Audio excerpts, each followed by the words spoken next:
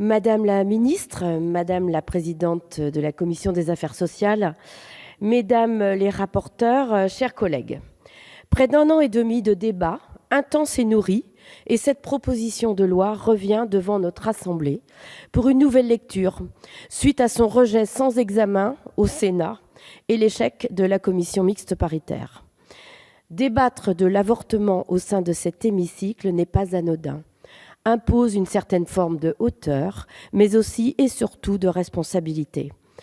Responsabilité à l'égard de ce droit acquis de haute lutte il y a près de 50 ans, responsabilité à l'égard des milliers de femmes qui y ont recours chaque année dans notre pays, qui sont près de 200 000.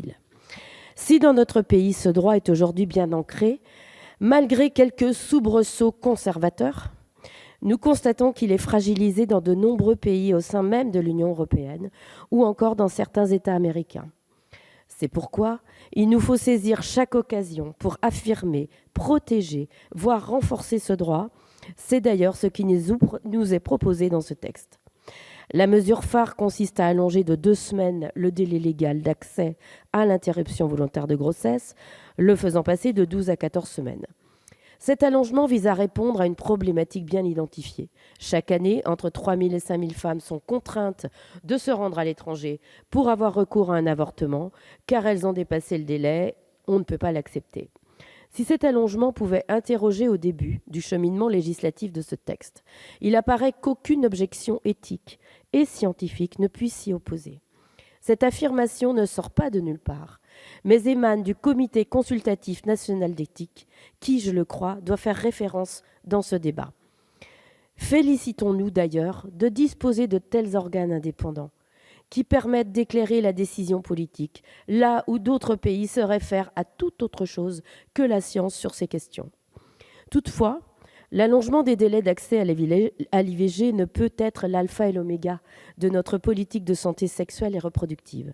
Celle-ci doit être soutenue par 2 piliers indispensables, l'accès à l'information partout et pour toutes, et l'accès aux professionnels de santé.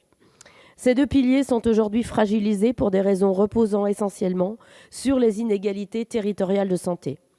Accéder à une information claire et lisible sur la législation, obtenir un rendez-vous rapidement auprès des structures ad hoc peut se révéler extrêmement difficile pour certaines de nos compatriotes.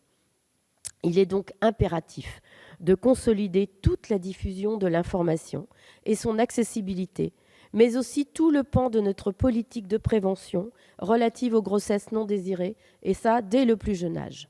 En outre, le second pilier que constitue la possibilité d'accéder aux professionnels de santé appropriés souffre des conséquences du phénomène de désertification médicale. Il s'agit là d'un enjeu qui a fait l'objet de nombreux débats dans cet hémicycle et nombreuses sont les solutions qui ont été proposées.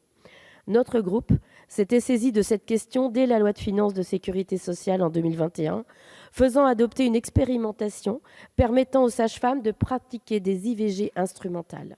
Ce texte vient consolider et entériner cette initiative qui nous apparaît opportune à tous les niveaux.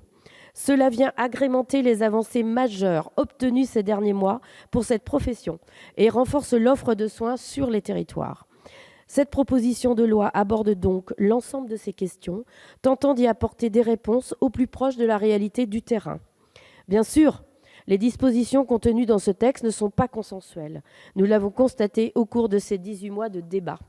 Ces oppositions politiques et sociétales doivent être entendues dans la mesure où elles demeurent respectueuses et argumentées.